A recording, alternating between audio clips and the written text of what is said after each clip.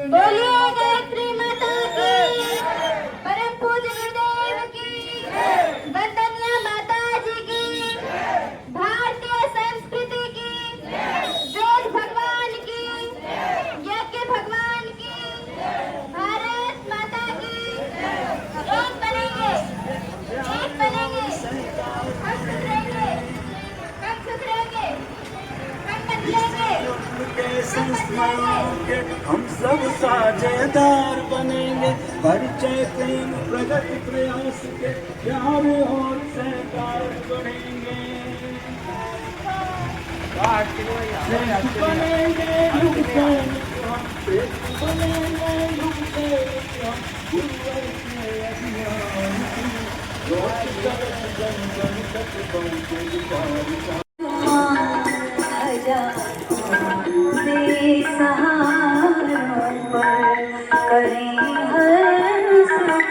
समर्पित माँ हजारों बेसहारों पर रहे चिंता की डूबियाँ पहुँच जाए किनारों पर। चलेंगे हम जगत जननी तुम्हारे इशारों पर।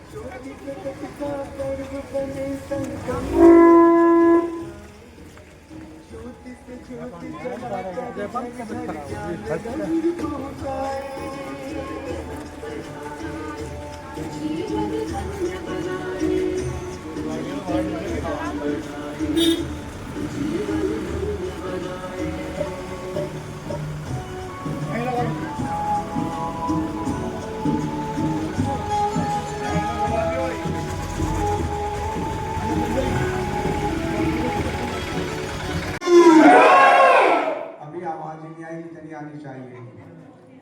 बोलिए गौ माता की, गौ माता की, परम पूज्य गुरुदेव की, परम वंदनीय माता जी की, मूर्ति शांति कुंज हरिद्वार की, शंकर भगवान की, शंकर भगवान की, सत्य सनातन धर्म की, भारतीय संस्कृति की।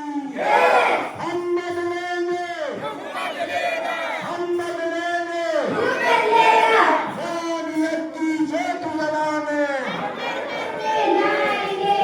जानियत की ज्योत जलाने, नया सवेरा नया उजाला, जन्म जहाँ पर, अन्न जहाँ पर, ज्ञान जहाँ से, वस्त्र जहाँ के, वह है प्यारा, वह है प्यारा। देश की रक्षा कौन करेगा? हम करेंगे, हम करेंगे, धर्म की रक्षा कौन करेगा? हम करेंगे, हम करेंगे, धर्म की खातिर कौन मरेगा? हम करेंगे, हम करेंगे। मरने के नाम से बड़ी आवाज दी। धर्म की खातिर कौन मरेगा? हम मरेंगे, हम मरेंगे, देश की खातिर कौन मरेगा? हम मरेंगे, हम मरेंगे। युग निर्माण कैसे होगा? व्यक्ति के निर्माण से माँ का मस्तक ऊंचा होगा। मानव मात्र, एक समान, मानव मात्र, एक समान, नर और नारी, एक समान, जाति वंशज, एक समान। गंदे चित्र लगाओ मत। अगर रोकनी है बर्बादी, तो आदमी भी नहीं बोले ना।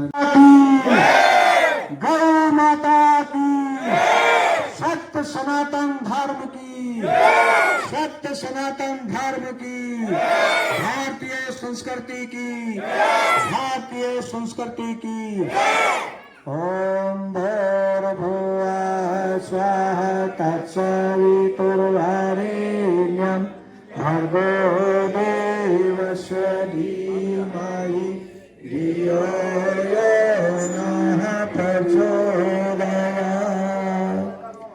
आगे की व्यवस्था बना लीजिए। अब क्या कार्यक्रम लक्ष्मी तिष्ठति सर्वदा। इंदिरा माजी आएंगी। हमारे जो भाई साहब शांति कुंज से आए हुए हैं उनका तिलक पुष्प के द्वारा उनका स्वागत करिए। इमला माजी, असीमला माजी दोनों जो हैं, विकास की मम्मी और संगीता की सासू माँ, जल्दी आ जाओ।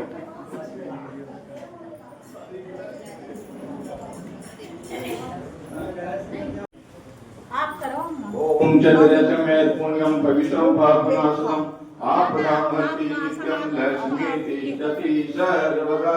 लक्ष्मी तिष्ठति सर्वदा। भाई साहब ये थोड़े से बता रहे हैं स्वागत करो पूरे से तो थोड़े को भाई साहब के ओम मंगलम भगवान विष्णु मंगलम गुरुदेव मंगलम पुंडरीकाक्षो मंगलाय तनो हरि।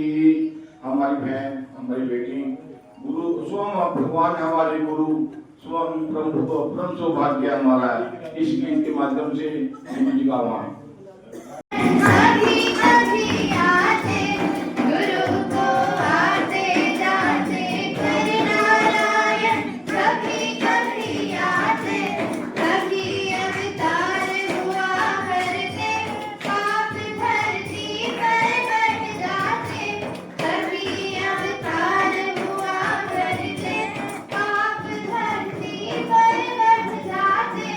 ब्रह्म ने स्वयं अवतरित हो धरा का भार उतारा है।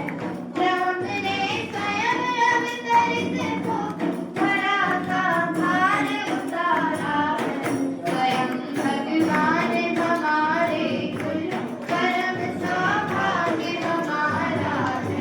स्वयं भगवान हमारे कुल परम सौभाग्य हमारा है। आज भी बाबा चारों ने धरा पर भार बढ़ाया है। आज भी बाबा चारों ने धरा पर भार बढ़ाया है। मनुष्यता फिर अकुलाई है। मनुष्यता फिर इतराया है। मनुष्यता फिर अकुलाई है। मनुष्यता फिर इतराया है। संस्कृति ने देवों सुख स्वरूप श्रेष्ठ तेजस्वी पाप नाशक देव स्वरूप परमात्मा को हम अपनी अंतरात्मा में धारण करते हैं। वह परमात्मा हमारी बुद्धि को सन्मार्ग की ओर प्रेरित करे, सद्बुद्धि की ओर प्रेरित करे, सत्य मार्ग की ओर प्रेरित करे। भगवान से क्या प्रार्थना की गई है? सद्बुद्धि की प्रार्थना की गई है। नहीं, बुद्धि तो सबके पास है। या है कोई भाई बहन यहाँ बैठा हो जिसके पास बुद्धि ना हो? हाथ उठाएं। सबके पास है। और सद्बुद्धि किन किन के पास है वो भी हाथ उठाएं। सद्बुद्धि का मालूम ही नहीं है सद्बुद्धि क्या है, दुर्बुद्धि क्या है। कोई बात नहीं, बहुत सुंदर बात है, कुछ को तो मालूम है। और दुर्बुद्धि क्या है? कोई बात नहीं। किताबी ज्ञान अलग होता है और सामाजिक सांसारिक ज्ञान अलग होता है, अलग अलग महत्व है। पढ़ाई का ज्ञान हमारे 20% हमारे जीवन में काम आता है, 80% सांसारिक ज्ञान काम आता है। विद्या और शिक्षा का समन्वय जब हो जाता है तो मनो व्यक्ति मानव से महामानव बनता होता है। अगर शिक्षा के साथ में विद्या का समन्वय ना हुआ, पढ़ लिख कर बड़े तो हो सकते हैं, पैसा कमाने की मशीन तो बन सकते हैं, बड़े बड़े अधिकारी बन सकते हैं, बड़े बड़े नेता बन सकते हैं, लेकिन महामानव नहीं बन सकते। विद्या हमें सिखाती है कि हम महामानव कैसे बने। तो गायत्री मंत्र, महामंत्र, गुरु मंत्र, अनादि मंत्र, ऋषि मंत्र का आपने भाव दोहराया। अब गायत्री मंत्र एक स्वर एक साथ बोलने की कृपा करेंगे और भावना करेंगे सब बुद्धि की कामना करते हुए। जब हम गायत्री मंत्र का प्रातः काल जाप करते हैं या बोलते हैं तो सविता देवता, जानते हैं सविता किसको कहते हैं? सूर्य भगवान निकलने से पहले ही जो लाली छाती है वो सविता देवता की होती है। हजारों सूर्य को प्रकाश देने वाला सविता, जब हम गायत्री मंत्र बोलते हैं तो वह हमारे शरीर के अंदर प्राणों का पोषण करता है। कहते हैं ना बड़ा प्राणवान व्यक्ति है, तो वो प्राणों का पोषण करता है हमारे अंदर, उससे आदमी का मनोबल आत्मबल बढ़ता है। तो सीधी कमर करके बैठेंगे और गायत्री मंत्र एक साथ एक स्वर। ओम भूर्भुवः स्वः तत्सवितुर्वरेण्यं भर्गो देवस्य धीमहि धियो यो नः प्रचोदयात्।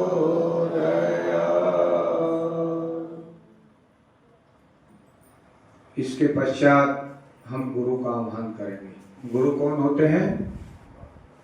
गुरु हम उसको भी कहते हैं जो हमको शिक्षा देते हैं। क्या कहते हैं उसको? गुरु कहते हैं जो हमें शिक्षा देते हैं। और कढ़ाई, बुनाई, सिलाई और भी भिन्न भिन्न कार्य जो हमें सिखा देते हैं उसको भी। लेकिन सदगुरु कौन होते हैं? आज सदगुरु कोई व्यक्ति नहीं, चेतना होती है। और जिस भाई बहन के जीवन में सदगुरु का प्रवेश हो जाता है वो मानव महामानव बनता हुआ चला जाता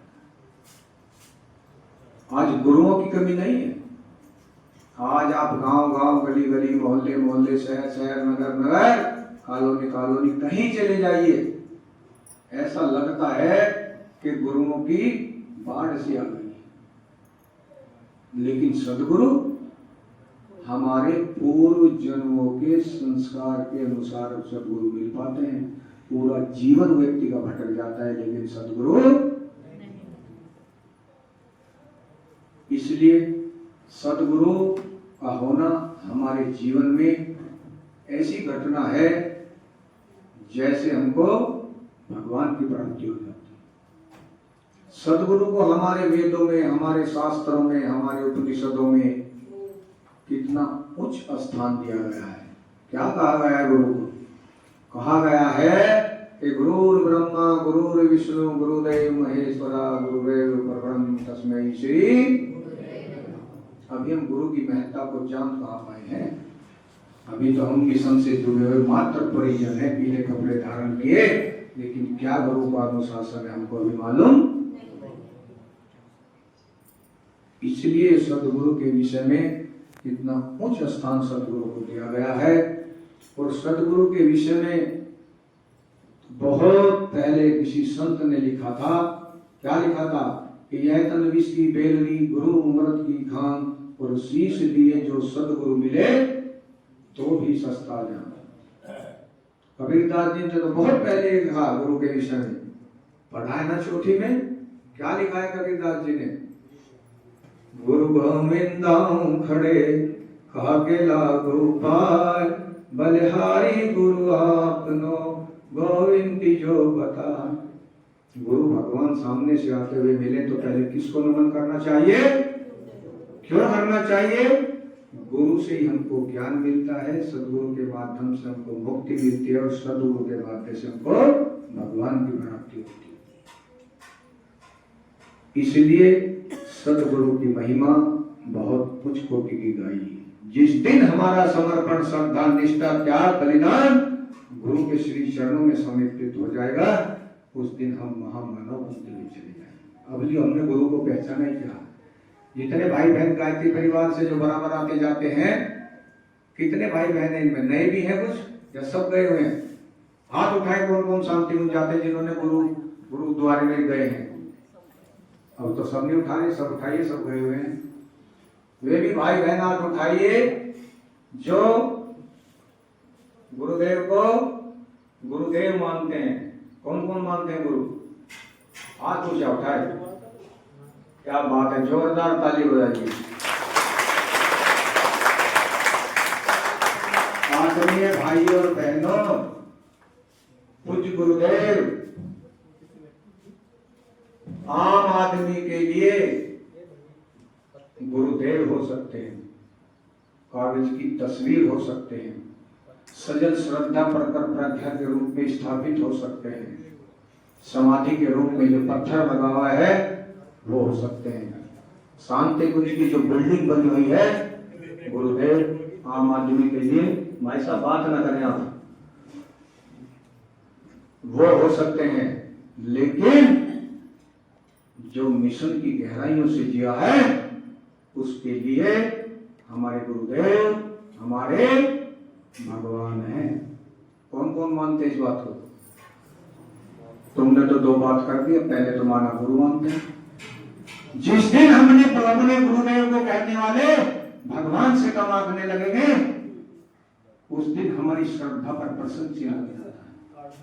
स्वयं भगवान हमारे गुरु परम सौभाग्य हमारा है, स्वयं भगवान हमारे गुरु परम सौभाग्य हमारा है, स्वयं नारायण हर कर हमारे बीच पधारा है, स्वयं नारायण हर कर हमारे बीच पधारा है, स्वयं भगवान हमारे गुरु परम सौभाग्य। अभी गीत सुना था ना तुमने, क्या फायदा हुआ सुनने का? फिर भी तुमने कहते हम तो गुरु जी मानते हैं। गुरु किसी और के लिए हो सकते हैं, वे हमारे लिए स्वयं भगवान हैं, स्वयं हमारे लिए हमारे भगवान हैं। इसलिए गुरु का आह्वान करें, गुरु को नमन करें, और गुरु के प्रति अगर हमारी श्रद्धा निष्ठा समर्पण एक लवे के बराबर नहीं होगा तो हमारे ऊपर गुरु का अनुदान वरदान। मालूम है ना गुरु एकलव्य तो गुरु द्रोणाचार्य की सबको मालूम है ना। जब गुरु द्रोणाचार्य ने एकलव्य को धनुष विद्या प्रसोगने के लिए मना कर दिया, शूद्र समझकर, क्या किया था उसने? बालू की प्रतिमा बनाई गुरु द्रोणाचार्य की, और उन्हीं को ही स्थूल रूप से अपने गुरु और भगवान माना और उन्हीं के सामने धनुष विद्या प्रारंभ की और अर्जुन से भी बड़े धनुषधारी बने। गुरु को फिर शंका हुई, चलो इन्होंने मुझे मान तो लिया है लेकिन इसकी परीक्षा तो ले ले, हमारे सामने कोई दिक्कत आ जाती है, गृहस्थी की अगर थोड़ी सी आ जाती है हम उसको बढ़ा चढ़ा कर पेश करते हैं, भाई साहब हमारे पास समय, हमारे पास तो अनेक समस्याएं हैं, हम नहीं चल सकते, हम समय दान नहीं दे सकते। कुछ गुरुदेव ने कहा है, बेटे आपकी गृहस्थी का रख, आपके परिवार का रख, आपके व्यापार का रख, आपकी नौकरी का रख, हम चलाएंगे, हम गारंटी लेते हैं, लेकिन आप अगर भगवान का काम करेंगे। आजमा के देखा है किसी ने? नहीं देखा। जिस दिन आजमा के देख लोगे आपको ये दुनिया अच्छी नहीं लगेगी। हम लगभग 2.5 महीने हो गए, 9 जून को घर से आए थे, एक दिन हम दवाई लेने के लिए घर चले गए, 3-4 दिन में आएंगे, आपको यकीन नहीं होगा 2 दिन से ज्यादा रोका नहीं गया, तीसरे दिन हम चलाए, हमने 4 दिन हमारे से पूरे नहीं हो सकते।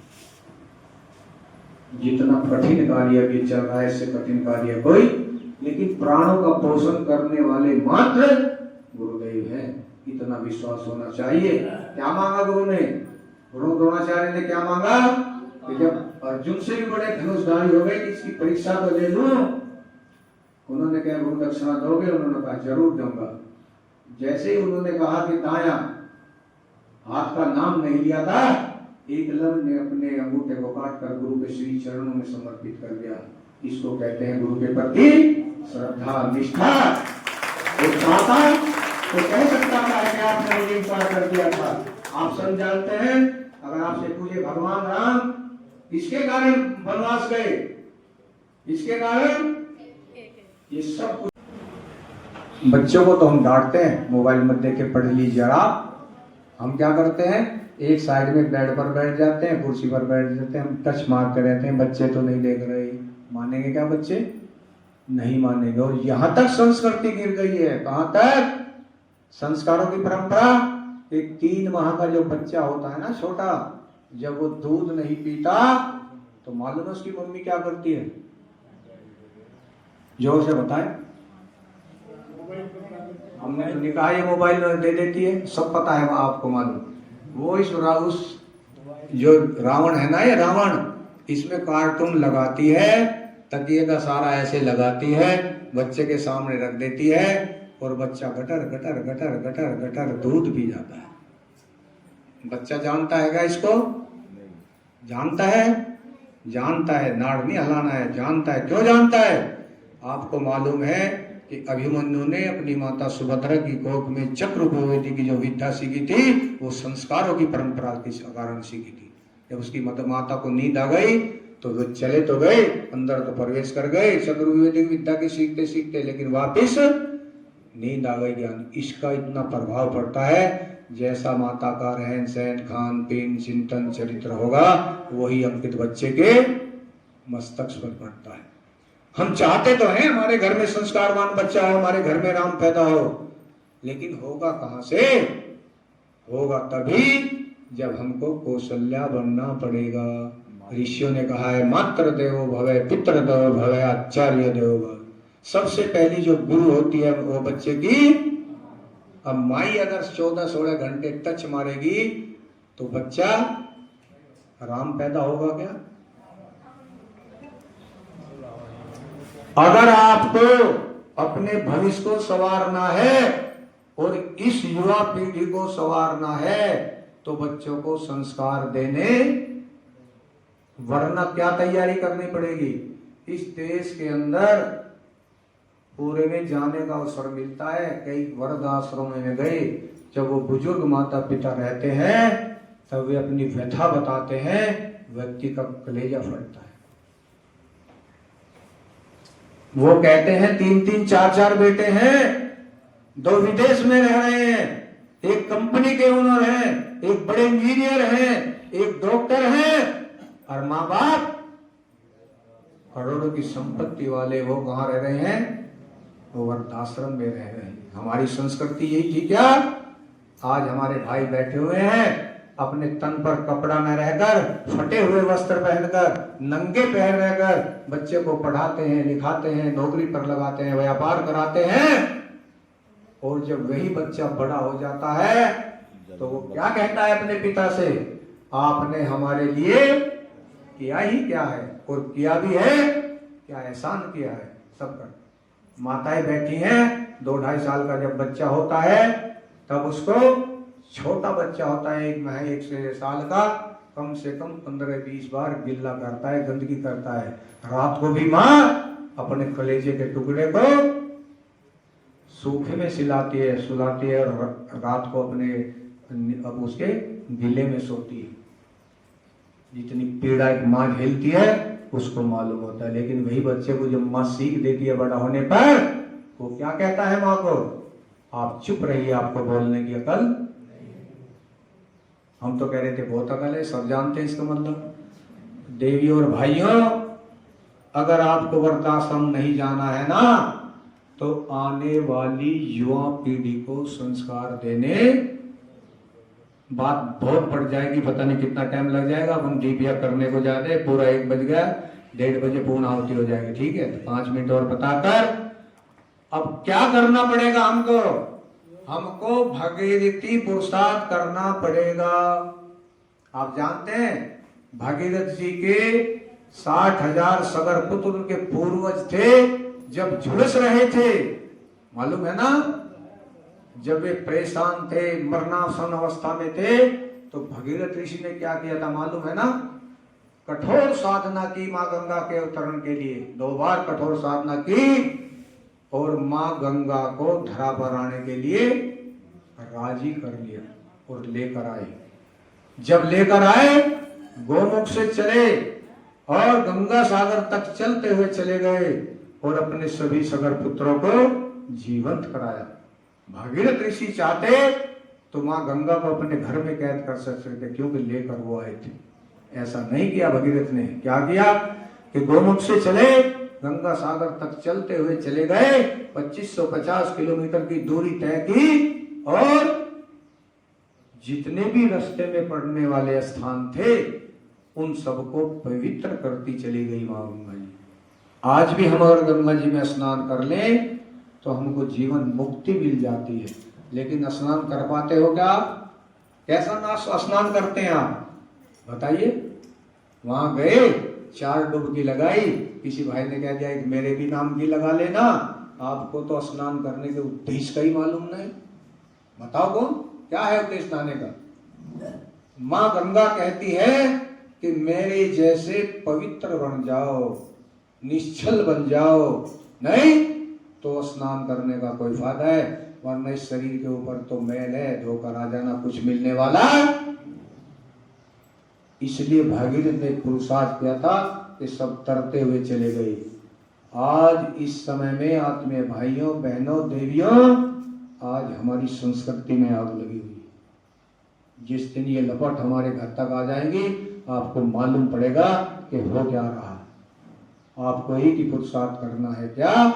एक छोटी सी चिड़िया आपने देखी है? बैया चिड़िया देखी है किसने? छोटी सी चिड़िया होती है बैया, जो बड़ा सुंदर सा घोंसला बनाती है। हाथ उठाओ किसने देखी है? अरे पर्सन नहीं पूछेंगे तुमसे, बेफिक्र रहो। बनाती है ना कितना सुंदर घोंसला। आप में से कौन बना सकता है? हाथ उठाओ। क्या बात है, जोरदार ताली बजाइए। देखो एक चिड़िया जितनी भी साथ हमारी नहीं है, चिड़िया जितनी भी, वो चिड़िया समुद्र को उड़कर पार कर सकती है, गंगा जी को पार कर सकती है। आप में से कौन करेगा? नहीं करेगा ना, कुछ नहीं कर सकते। हमारी भी साथ एक चिड़िया जितनी भी नहीं है, लेकिन हमारे अंदर अहंकार इतना है कि हमारे से बड़ा ज्ञानी, हमारे से बड़ा ताकतवर, हमारे से बड़ा पैसे वाला, हमारे से बड़ा कोठी वाला, हमारे से बड़ा गाड़ी वाला कोई नहीं है। हमारी भी साथ एक चिड़िया जितना भी काम करने की नहीं है। आत्मीय भाई और बहनों, आज संकल्प लेना है कि हम चिड़िया जितना भी काम कर सकते हैं। कब? जब हम भगवान से, हनुमान जी ने कब किया था? जब उसको शक्ति का आभास हो गया था। बड़े बड़े काम करते हुए चले गए हनुमान जी। भगवान के साथ जब व्यक्ति जुड़ जाता है तो मानव से महामानव बनता चला जाता है। एक बार की बात है कि एक जंगल में घनघोर आग लग गई, जिसमें वो रहती थी चिड़िया, घोंसले थे। त्राही त्राही मच गई, सब भागने लगे, जीव जंतु पशु पक्षी भगदड़ मच गई।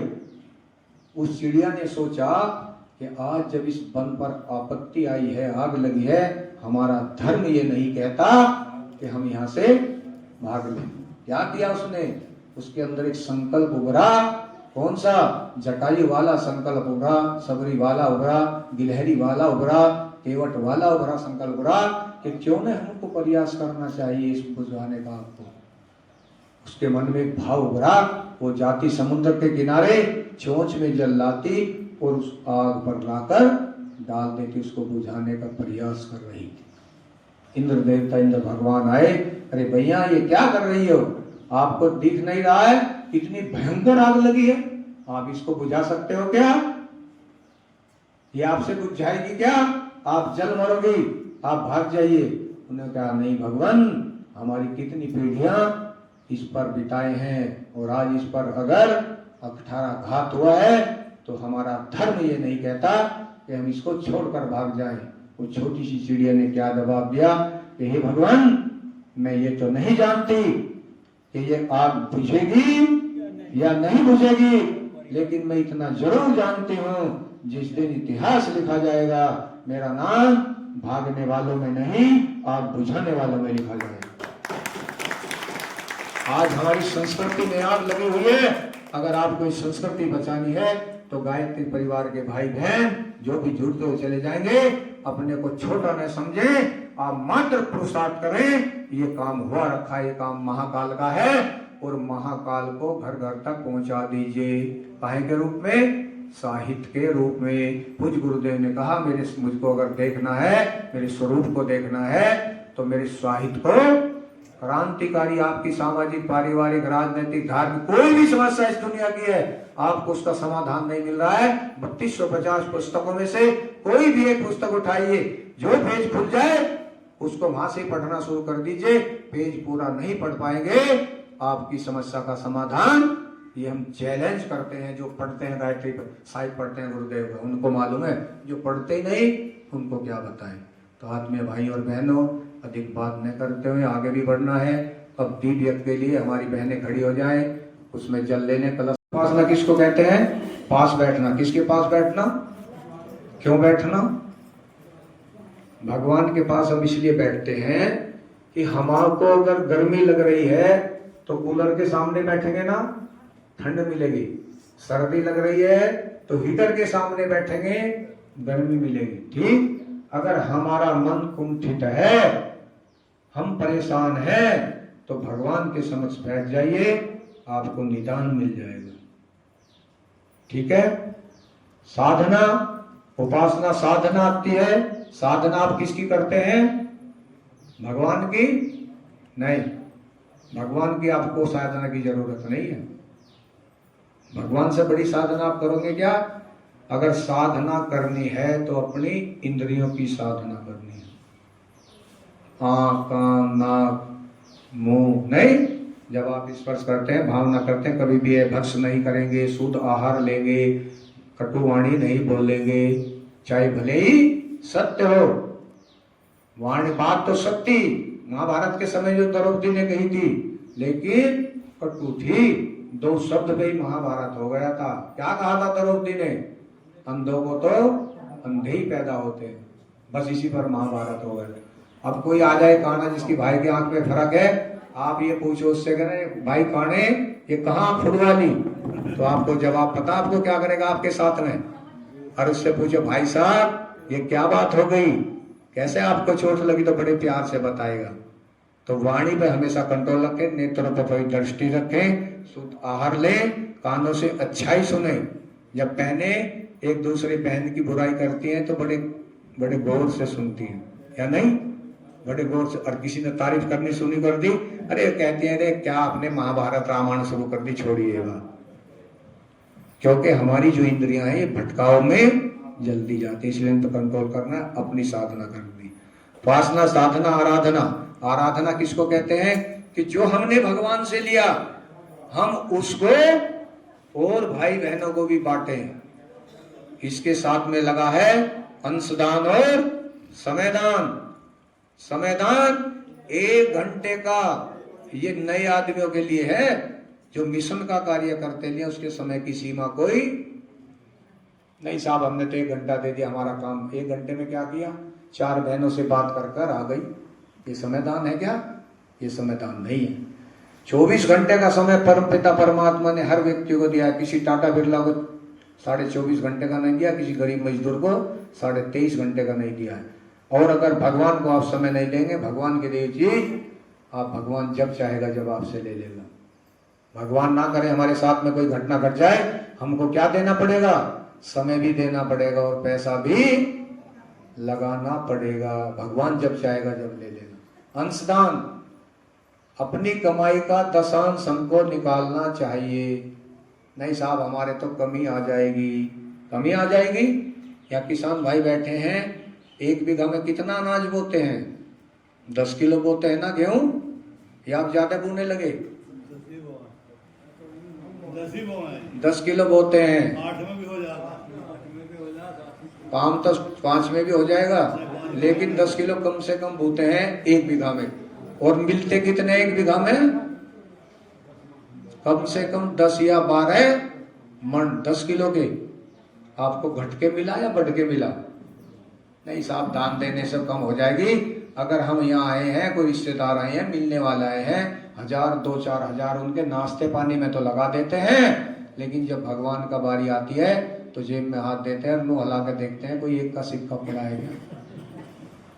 और तब भी कितनी श्रद्धा से देते हैं। यहाँ से पकड़ा, यहाँ खड़े हो रहे, जैसे भगवान आपके 1 रुपए की बड़े इंतजार में बैठा हुआ।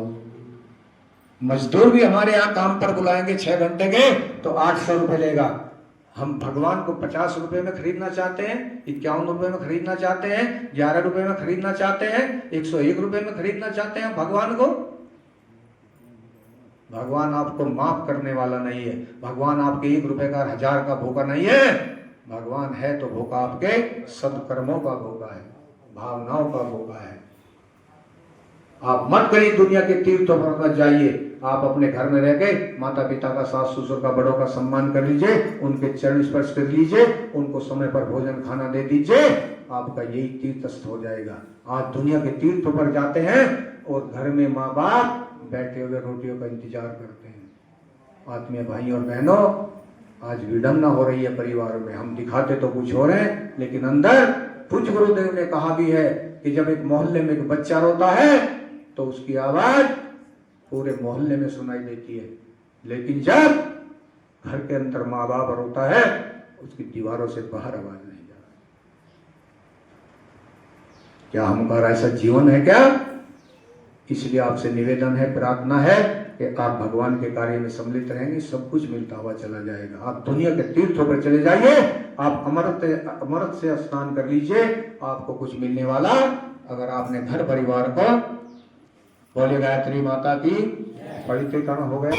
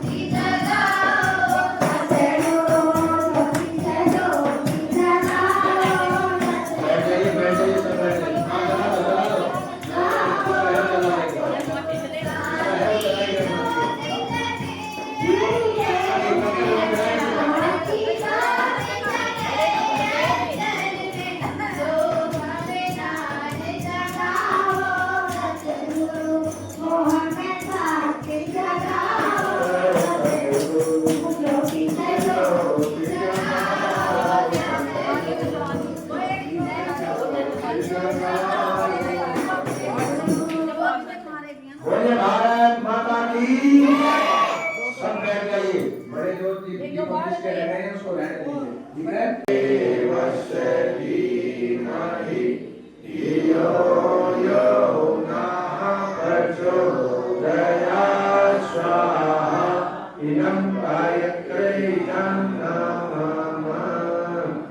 आज रविवार का दिन, सूर्य भगवान का दिन, एक विशेष आहुति सूर्य भगवान को देंगे। आने वाला जो परिवर्तन होगा वो सूर्य के द्वारा होगा। ओम भास्कराय विद्महे दिवाकराय धीमहि तन्नो सूर्यो प्रचोदयात् स्वाहा। इदं सूर्याय इदं नमः। ओम सजल श्रद्धाय विद्महे महाकालाय धीमहि तन्नो श्री राम प्रचोदयात् स्वाहा। इदं महाकालाय इदं नमः। ओम प्रज्ञाय विद्महे महाशक्तये धीमहि तन्नो भगवती प्रचोदयात् स्वाहा। इदं महाशक्तये इदं नमः।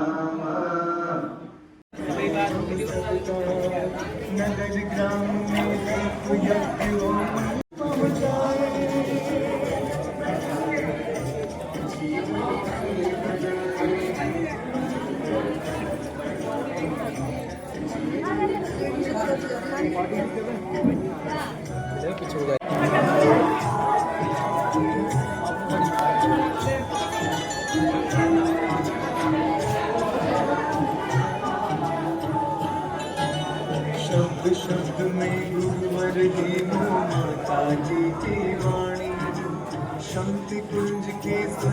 जयंती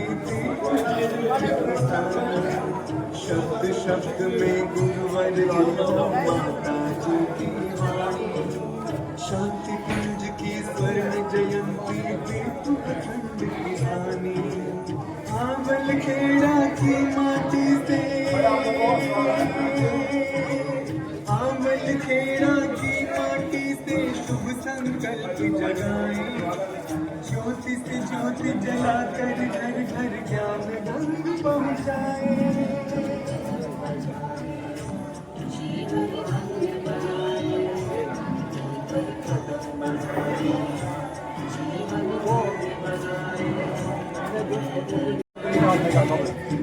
खबर निकाल देगा वो करके आपको व्हाट्सएप कर दूँगा आपको व्हाट्सएप कर दूँगा मुझे कर दिए सही बात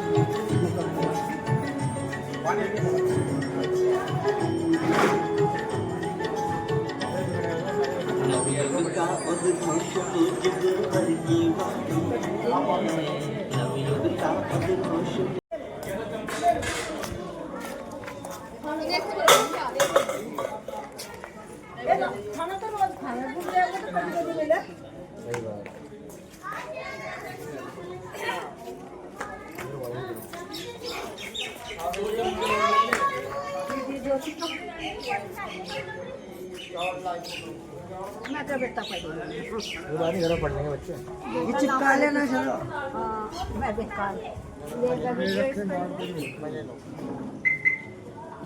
क्या मिला मुझे